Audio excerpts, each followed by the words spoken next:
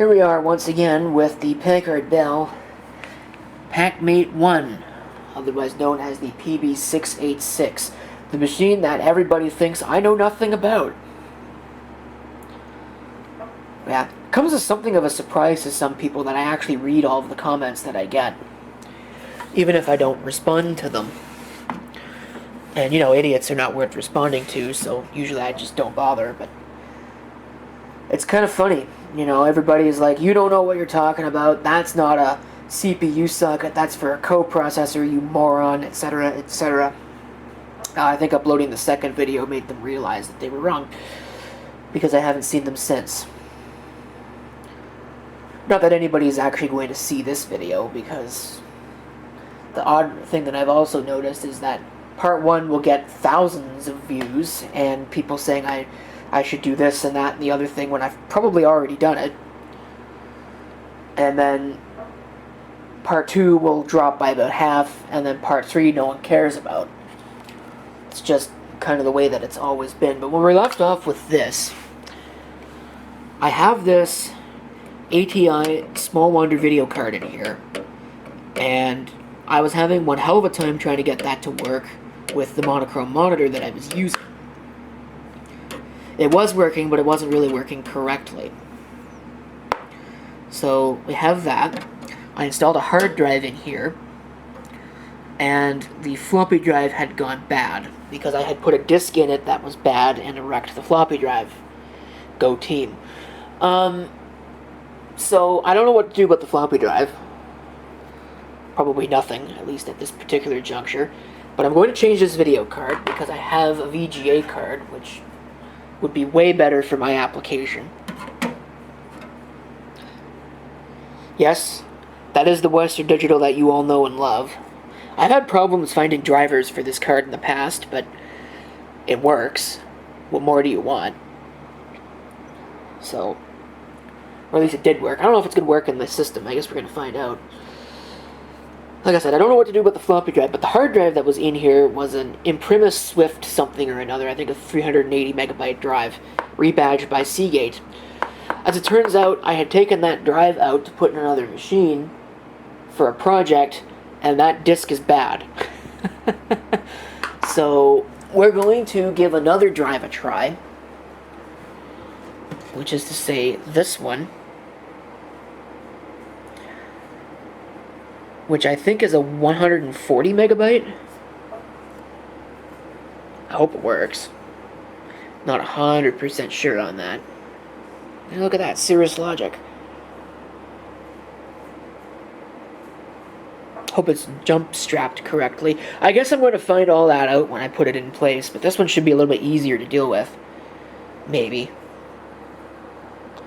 Yeah, because pin 1 goes to the connector, which is nice, because that's the way it's supposed to be. So let me pop the cover on this, and we'll install this drive. Okay, so I installed the video in the same place that Small Wonder was, and I think it's bending that card. So I think I'm going to move the video up one slot and put it there instead. I'm going to find a cover and a screw for that. I've also installed the hard drive. Hopefully A, correctly, and B, it actually works. Let me see, can I fix that? No, that's just permanently broken. This little card guide here at the end. Well, whatever. So at this point, we should be okay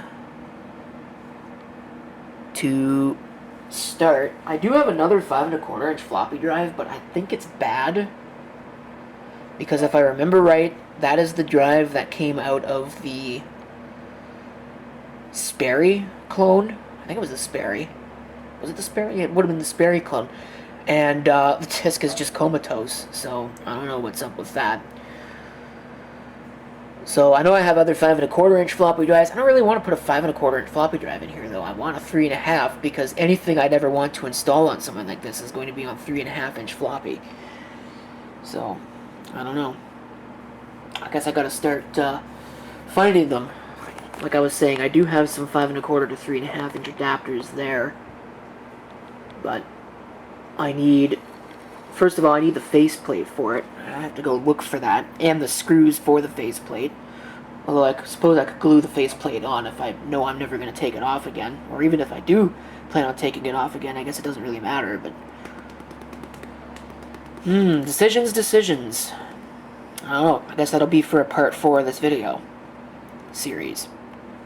Well, let's power this up and see if it works. Okay, hopefully it doesn't explode. I haven't had a computer explode in a long time, but... there is a first time for everything. First time in a long time for everything.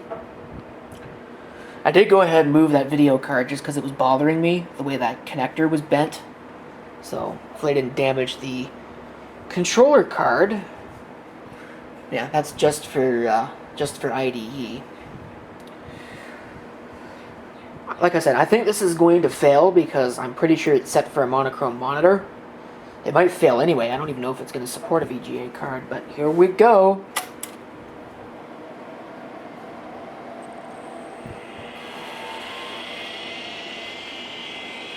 Oh, it's working. Tuner and setup. Yep, that seems about right. I'm going to have to find a way to put a battery on this. In fact, I think the connector is still in here. I think I might have left it in here. Did I leave it in here? No, I took it out. Okay, good. Hard drive sounds like it might be okay. So, let's go ahead and set this up. I'll set the time. Why not? It's about 3 o'clock.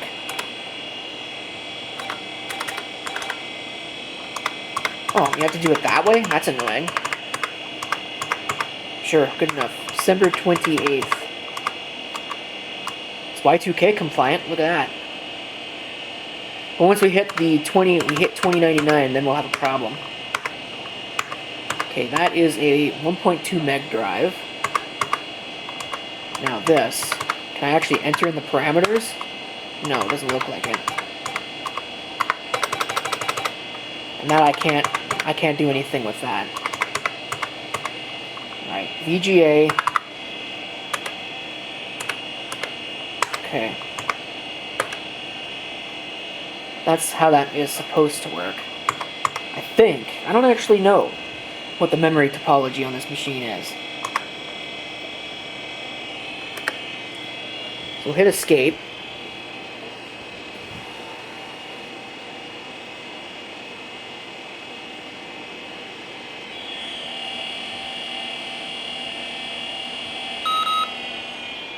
Whoops. Well, it didn't like that. Disk C initialization failed. Whoops, I didn't mean to do that. I don't know what type it's supposed to be. And I gotta put in a disk type. And I'll have to figure that out, I guess. It's that Acer 286 all over again. Okay, we'll try a type 9 instead then. And see where we get.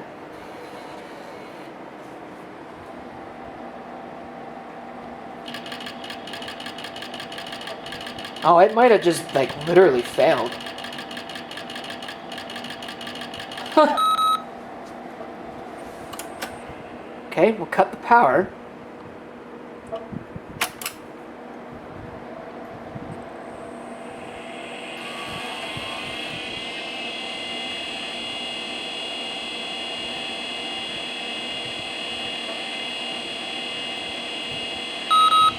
Yep, that disk is dead.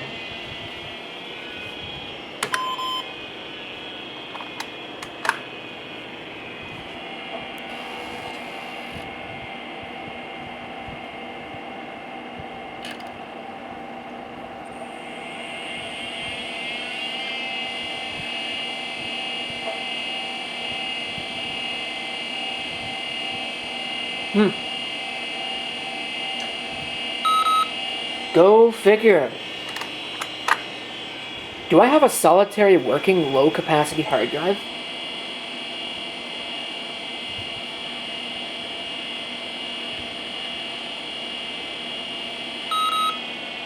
I guess not.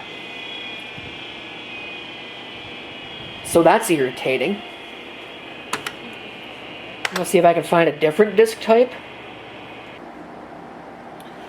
Well, I grabbed the floppy drive that was out of the Sperry and plugged it in just for grits and shins because there's not much else that I can really do. And it's doing more than it did in the Sperry.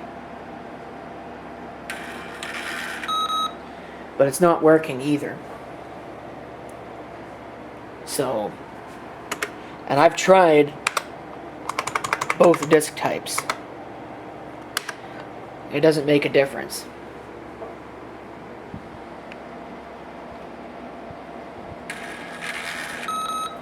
So there's a sensor in here that's bad. Or something, I don't know. I guess the track sensor. It could be dirty. That would be one thing that I would look at. Maybe I'll pull the cover off of that and just take a look. Get some compressed air, clean it out. Alright, I tried. I blew out the dirt, didn't make a difference. We're still throwing seek errors immediately upon attempting to do any kind of seek operation. So I think the sensor's bad. Somebody who is more of a twiddle fingers than I am could probably fix that, but I don't care. I don't want a 5 1/4 inch floppy drive in here anyway. I don't know, maybe this is a candidate for like a GoTech or something. I've never actually used a GoTech. That'd be kind of interesting to try. But like I don't know. So it needs a hard drive, needs a floppy drive. And that is where it is going to stand, and that is where we are going to leave it here on this video. But hey, at least I switched out the video card.